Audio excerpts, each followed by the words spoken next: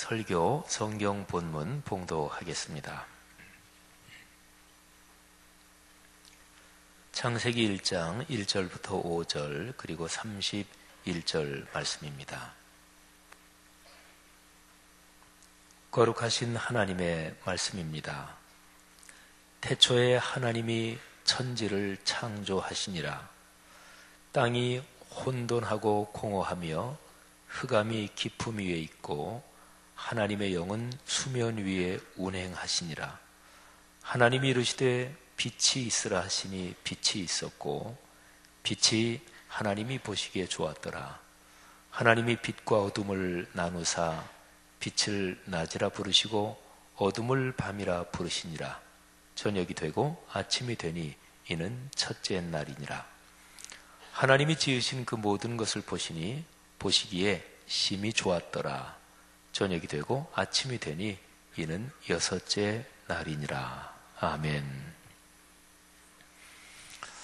2019년 첫 번째 주일, 신년 주일 예배에 우리가 초대를 받았습니다. 하나님께서 우리를 예배의 자리에 초대해 주시는 것처럼 큰 복이 없습니다. 성도 여러분의 1년 삶을 통해 하나님이 예배 때마다 은혜를 베푸시기를 간절히 바랍니다. 예배에서 가장 중요한 것은 하나님의 거룩한 말씀이 성령의 역사로 또 우리의 기도를 통해 우리의 삶에 작동하고 또 우리의 삶에서 살아 움직이는 것입니다.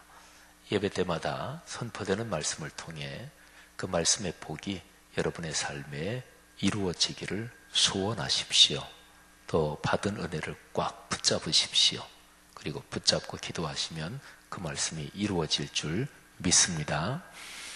우리 교회에서 매년 하는 말씀 카드, 매년마다 제일 위쪽 부분 디자인이 조금씩 다르죠. 올해는 동그라미를 했고요. 그리고 특별히 올해 말씀 카드 디자인에서 쌍시옷이 동그라미 안에 들어가 있어요. 성도들 의견과 해석이 분분하더라고요. 이게 도대체 무엇일까? 쌍시옷이 왜 들어가 있을까? 여러 해 전에 우리 교회 로고를 디자인하는데 우리 교회 장로님이시고 또 우리 한국 일반 사회 디자인 계통에서 아주 탁월한 분이시죠. 류명식 장로님께서 이렇게 쌍시옷 이거를 딱 하나 디자인해서 저한테 주셨어요. 여기에 담긴 뜻은 우리 교회가 말씀과 삶이 어우러지는 공동체, 그러니까 말씀 삶 공동체잖아요. 근데 말씀 거기에서 쌍시옷이 들어가잖아요. 말씀 삶 할 때도 시옷이 들어가네요. 그래서 이 쌍시옷을 말씀 삶 공동체, 그래서 그거에서 가장 두드러지는, 또 발음을 하더라도 말씀 삶 공동체에서 말씀할 때 이게 제일 좀 사운드로 봐도 강하게 발음이 됩니다. 그래서 이제 쌍시옷인데 여기에 이제 한 두 가지 묵상을 더 할 수가 있습니다.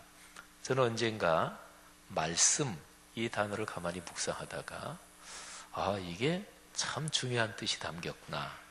우리 그리스도인이 말씀 그러면 곧 하나님의 말씀을 금방 떠올리잖아요. 근데 일반적으로 말할 때 사람이 말하는 대로만 살면 얼마나 좋겠어요. 또 내가 덕담을 하든 또는 어떤 결심하는 말을 하든 사람이 자기 말에 대해서 책임을 지면 그 사람이 성숙한 사람이죠. 내가 어떤 계획을 가지고 있다, 그거를 말한다, 글로 쓴다. 근데 그게 이루어지면 얼마나 좋겠어요. 근데 이게 작동된다 할 때 그 뒤에 쓰다, 사용한다. 이게 이제 쓰다, 이게 명사형으로 하면 씀이잖아요. 그러니까 말을 사용한다, 말을 실천한다. 그러면 말씀이 된다. 제가 언젠가는 그런 묵상을 한 적이 있어요. 그래서 말을 사용하고 실천하고 순종한다. 그래서 그걸 대표하는 말로 쌍시옷. 그 다음에 또 한 가지는요, 이거는 우리 교회 한자 가르치는 교사, 한자 교사들을 가르치는 그런 일을 하시는 집사님이신데, 안성현 집사님이 이 말씀 카드를 보고 이거 한자 따를 종자인데 금방 그렇게 생각을 하셨다는 거예요. 그분은 또 한자 전문가시니까. 그러니까 한자에 따르다, 순종한다, 그럴 때 종자가 있잖아요. 이 종자를 간자로 쓰면, 간략하게 쓰면, 중국에서는 그냥 이렇게 쓴다 그래요. 그게 바로 쌍시옷입니다. 제가 잠깐 그 얘기를 듣고 찾아봤더니 이 따를 종자라는 한자가 여러 사람이 어디를 계속 다 줄지어서 같이 따라가는 그런 모습을 형상화해 놓은 게 따를 종자라 그래요. 제가 안 집사님 그 얘기를 우리 부목사님한테 전해 듣고, 야, 이건 참 멋지다. 그러니까 하나님의 말씀을 따라간다, 순종한다, 이렇게 되잖아요. 그죠? 갑자기 쌍시옷이 너무너무 좋아지기 시작했어요. 여러분, 올해 1년 동안 여러분들이 또 뽑아서 가지고 계신 그 말씀 카드에 있는 내용이 여러분의 삶에 이루어지기를 주님의 이름으로 축복합니다. 하나님이 천지를 창조하실 때 말씀으로 창조하셨죠. 근데 하나님의 말씀은 다 좋습니다. 선합니다. 그리고 아름답습니다. 그리고 복입니다. 성경에는 하나님의 책망의 말씀도 있어요. 무서운 심판의 말씀도 있습니다. 근데 그것도 좋고 선하고 복입니다. 성경에 있는 심판의 말씀, 책망의 말씀이 너희 인간들을 내가 반드시 그렇게 책망하고 저주하겠다, 이게 목적은 아니에요. 죄를 지으면 이렇게 되니까 죄의 길로 가지 말아라. 그리고 선한 길, 복된 길을 선택해라. 그러기 위해서 책망하시고, 그러기 위해서 하나님께서 무서운 심판의 말씀을 기록해 놓으신 거죠. 하나님이 말씀하시는 모든 말씀은 다 좋습니다. 이유는 간단합니다. 하나님 그분 자신이, 삼위일체 하나님이 선하신 분이요, 온전히 거룩하신 분이요, 그리고 온전히 아름다우신 분이기 때문에 그렇습니다. 그런 하나님이시기 때문에 그 삼위일체 하나님이 창조하신 모든 것은 다 선하고 좋습니다. 디모데전서 4장 4절에 이런 기록이 있어요. 하나님이 지으신 모든 것이 선하매. 하나님이 천지를 창조하실 때 창조하신 모든 것이 선하다는 거예요. 여러분, 하나님의 창조와 연관해서 대답하기가 무지무지하게 힘든 질문을 제가 하나 소개해 드리겠습니다. 우리 기독교 신앙에서 대답하기 힘든 질문들이 있어요. 하나님이 선악과 왜 만드셨지? 이거 대답하기가 굉장히 힘듭니다. 신학자들도 그런 어려운 질문들에는 신학자들마다 여러 가지로 대답을 하기도 하지만 사실은 꽤 힘든 이런 질문이에요. 가룟 유다, 예수님을 누군가는 팔아야 했던 거 아니냐? 그러면 가룟 유다가 아니더라도 누가 다른 사람을, 예수님을 팔아 넘겨야 했던 거 아니냐? 그러면 하나님의 섭리 가운데 가룟 유다가 그 악역을 맡았으니까 하나님의 큰 섭리가 이루어지는데 일조한 거 아니냐? 이런 논리도 얘기하는 사람이 있어요. 그렇게 들어가면 그것도 대답하기가 참 쉽지 않고 그래요. 그런데 성경에서 신학적으로, 기독교 신앙적으로 제일 대답하기 힘든 질문이 있어요. 이게 저도 이제 신학을 공부하고 대학에서도 학생들을 가르치기도 했던 사람이니까 신학적으로 대답하기 제일 힘든 질문은 단연코 이거일 것입니다. 이런 질문이에요.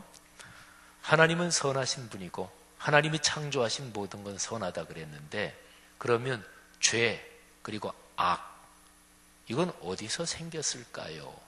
바로 이 질문입니다. 신학자들이 아주 끙끙거리는 질문이에요.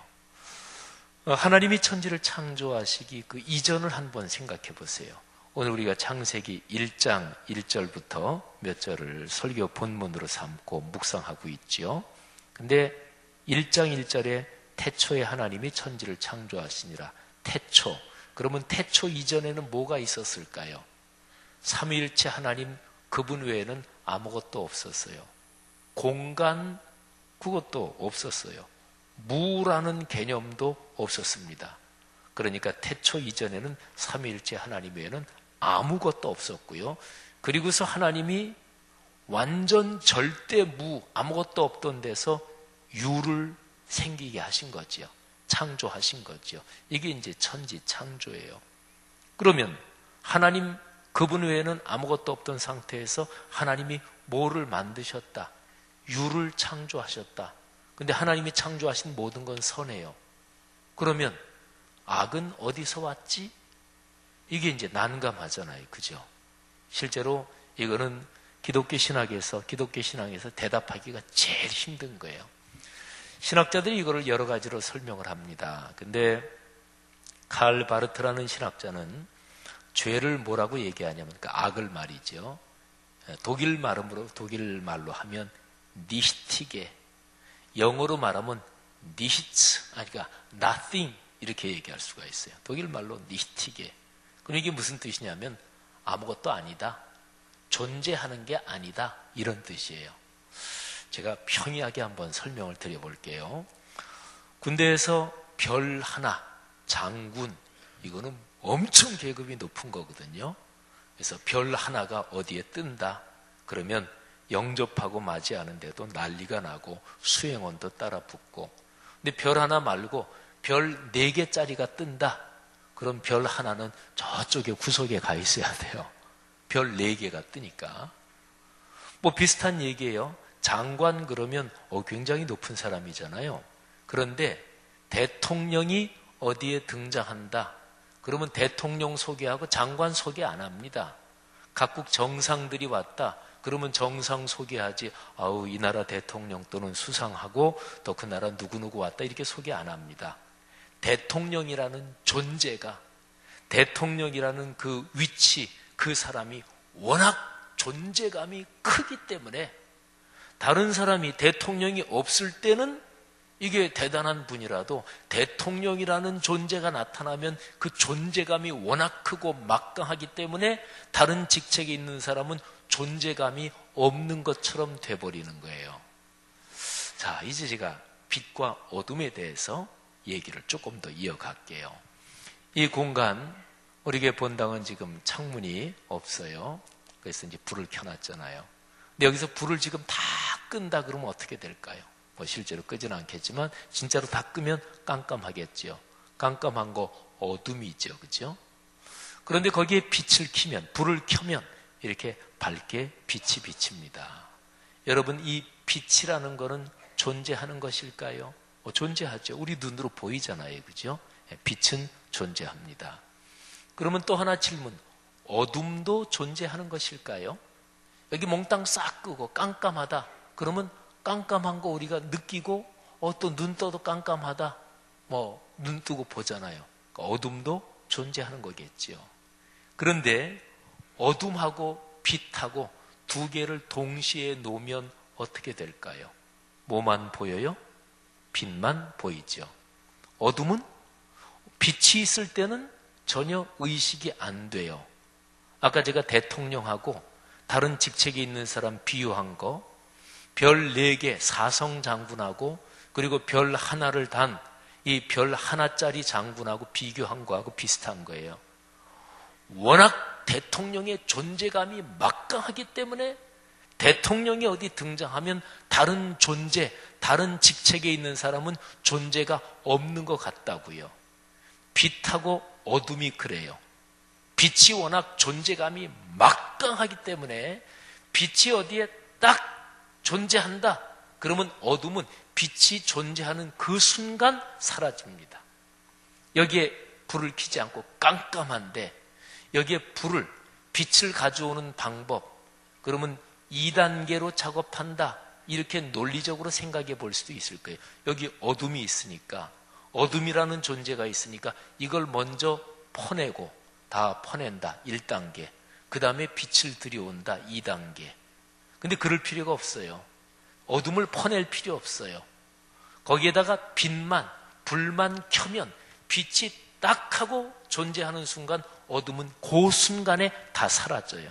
그러니까 빛이, 존재하는 이 빛이 워낙 존재감이 막강하고 강력하고 분명해서 어둠은 빛에 비하면 존재하지 않는 거나 똑같다고요. 이게 신학자들이 죄, 악에 대해서 설명한 방식입니다. 잠깐 하나 참고로, 오늘 여기 창세기 1장 1절부터 몇 절에 보면 하나님이 빛을 만드시고 빛과 어둠을 나누셨다 이랬는데, 여기에 나온 이 어둠, 요게 악을 말하는 건 아니에요.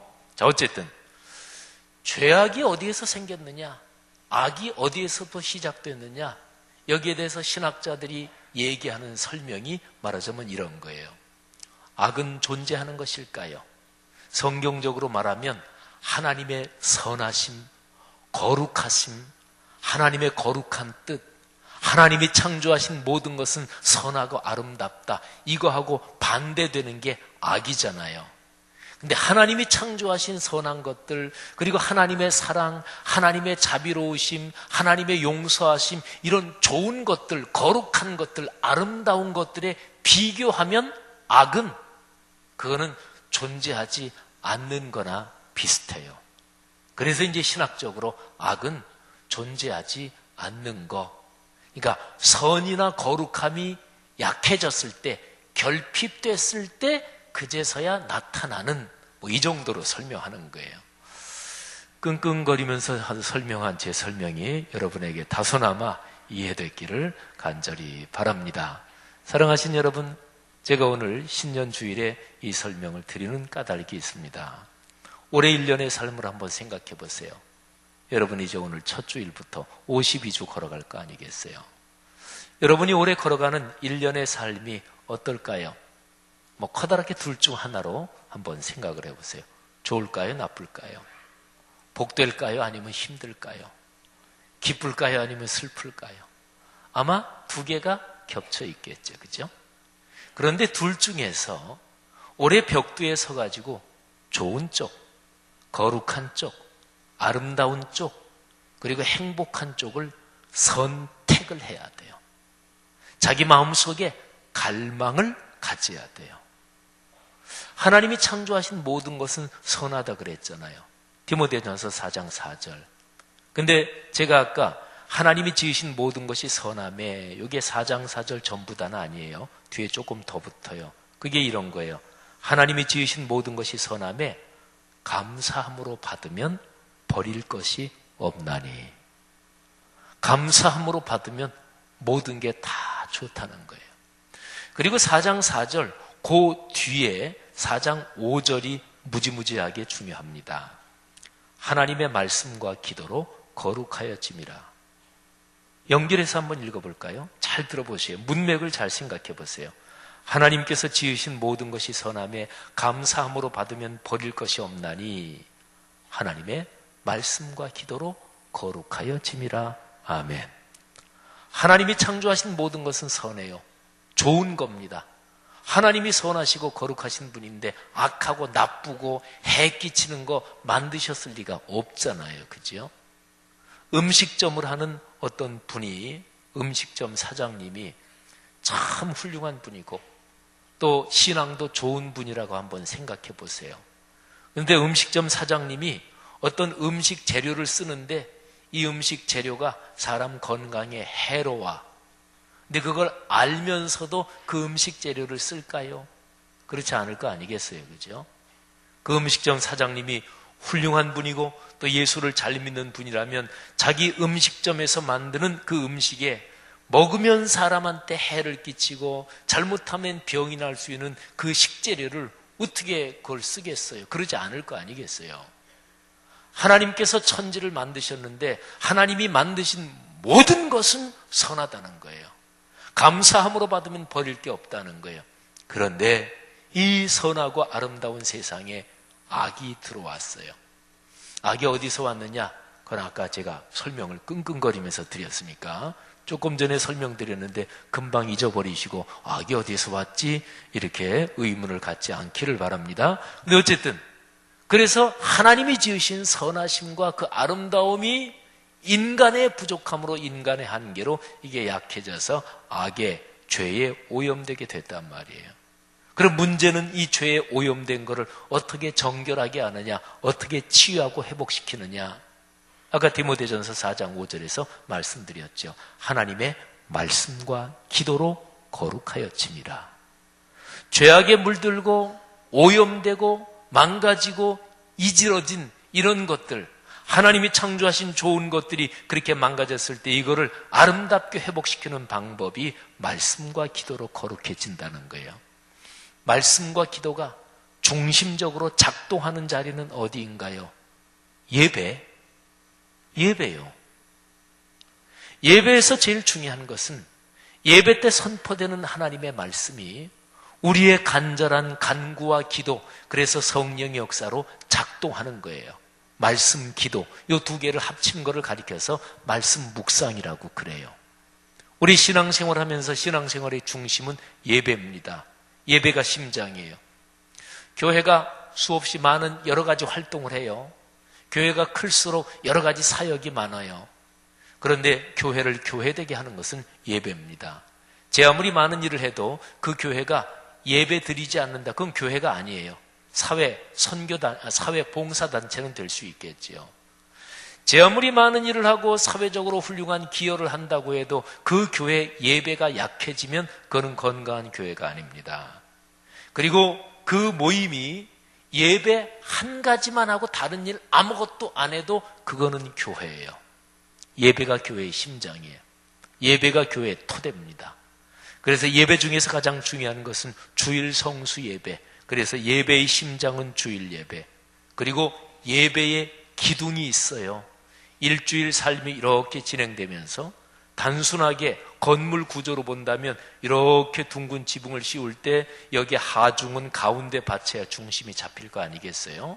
그러니까 일주일의 삶에서 가운데 있는 수요 예배, 이게 예배의 기둥입니다. 예배의 심장은 주일 예배, 예배의 기둥은 수요 예배. 그 예배에서 우리가 받는 은혜가 무엇인가? 말씀과 기도, 이게 작동이 되는 거예요. 그래서 말씀과 기도를 통해 하나님이 아름답게 선하게 복스럽게 창조하신 내게 주신 그런 것들 중에서 죄악으로 오염된 것들이 거룩해지면서 내게 복이 되는 거죠. 여러분, 그리스도인이 기독교적으로 갖는 인생관, 가치관, 세계관에서 가장 중요한 것이 창세기에 나오는 거예요. 창세기 1장, 오늘 우리가 1절부터 5절 그리고 맨 마지막 결론 31절을 읽었는데 창세기 1장에서 가장 특징적인 것이 하나님이 보시기에 좋았더라. 첫째 날 빛을 만드시고 하나님이 보시기에 좋았다. 이거는 하나님의 감탄으로 해석할 수 있어요. 하나님이 만들어 놓으시고 당신이 만드신 거지만 당신이 보시면서 이야, 참 좋다. 너무너무 보기가 좋다. 이렇게 감탄하신 거예요. 이게 창세기 1장에 7번 이 표현이 나옵니다. 그리고 1장 31절에는 엿새 동안의 창조를 마무리하시면서 하나님이 보시기에 심히 좋았더라. 그래서 그리스도인이 가져야 될 인생관, 세계관, 가치관은 뭐냐면 존재하는 모든 것은 선합니다. 존재한다는 것은 아름답고 찬란한 거예요.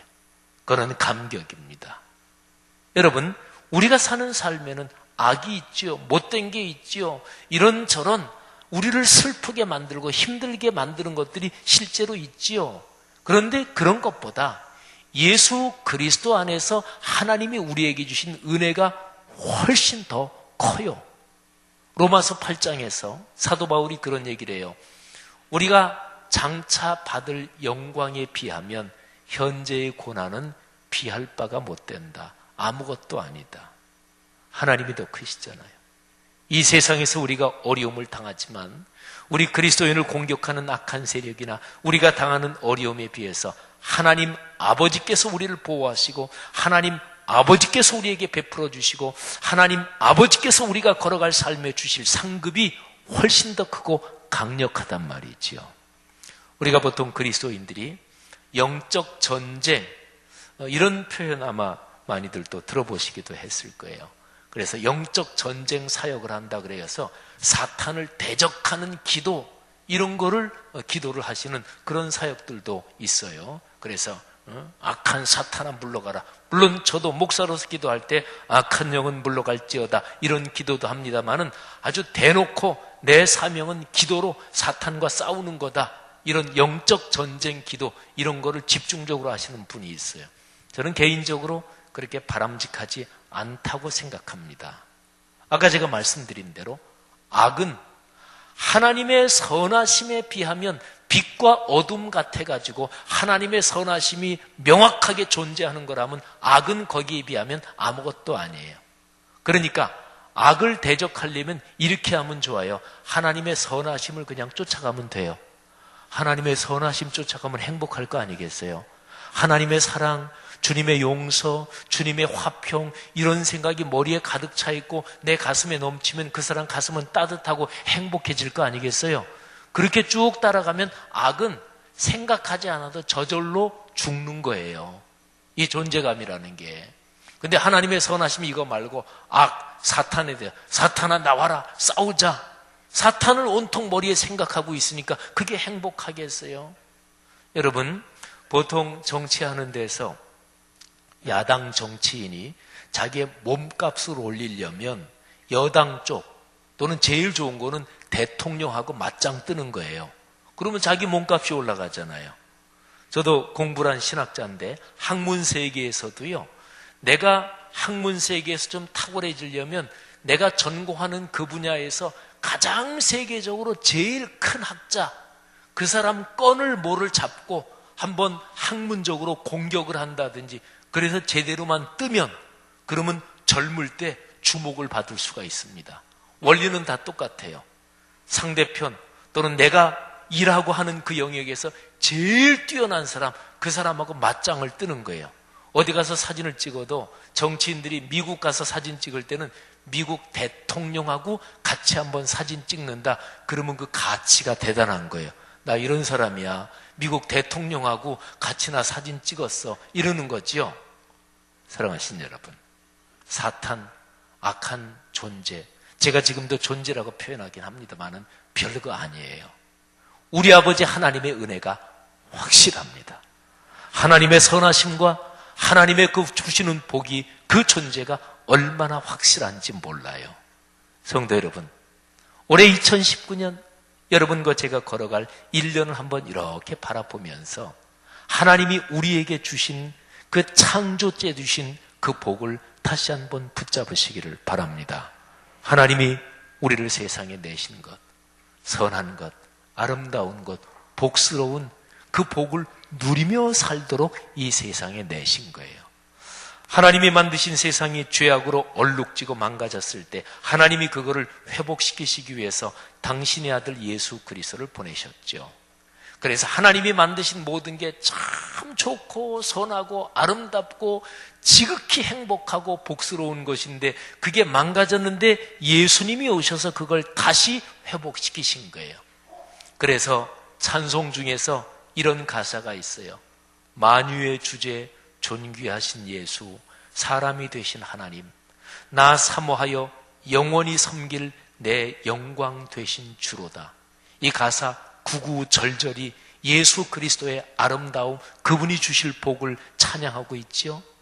2절 가사 보면 화려한 동산, 무성한 저 수목, 다 아름답고 묘하다. 하지만 순전한 예수 그리스도 더 아름답다. 그래서 우리에게 봄 같은 기쁨을 주신다. 광명한 해, 명랑한 저 달빛, 수많은 별들이 얼마나 찬란해요. 하지만 그거에 비하면 주 예수 그리스도의 빛은 더 찬란해서 비교가 되지 않는다. 성도 여러분, 올 1년을 바라보면서 마음이 어때요? 두려운 분도 계실 거예요. 걱정스러운 분도 계시고. 근데 우리가 용감하게 올 1년을 걸어갈 충분한 이유가 있습니다. 근데 한 가지만 설명하면 돼요. 하나님께서 우리에게 당신의 아들 예수 그리스도를 주셨어요. 이 세상 창조된 모든 만물이 하나님이 만드신 거기 때문에 선하고 좋고 아름다운데 그게 죄악으로 망가졌을 때 그거를 회복시키시기 위해서 이 세상에 오신 예수 그리스도가 여러분을 위해 오셨다고요. 여러분이 올해 걸어갈 2019년 1년 복되고 아름답고 그리고 축복이 있을 것이다. 명확하죠. 이유는 한 가지예요. 예수 그리스도 그분이 우리와 같이 계십니다. 마태복음 28장 맨 마지막에서 하늘로 오르시기 직전 예수 그리스도는 이렇게 말씀하셨어요. 보라, 내가 세상 끝날까지 너희와 항상 함께 있으리라. 아멘. 성도 여러분, 그리스도인이 가져야 될 인생관, 세계관에서 제일 중요한 거, 그리스도인은 근원적인 긍정을 가지고 사는 사람이에요. 근원적인 희망을 가지고 사는 사람이에요. 그래서 매사를 볼 때 불평하고 원망하고 그리고 남의 단점을 잘 지적하고 이러는 사람은 자기 속에 무슨 상처가 있든지 열등감이 있든지 무슨 자기 속에 꼬부라진 게 있는 거예요. 그건 그리스도인의 인생관이 아니에요.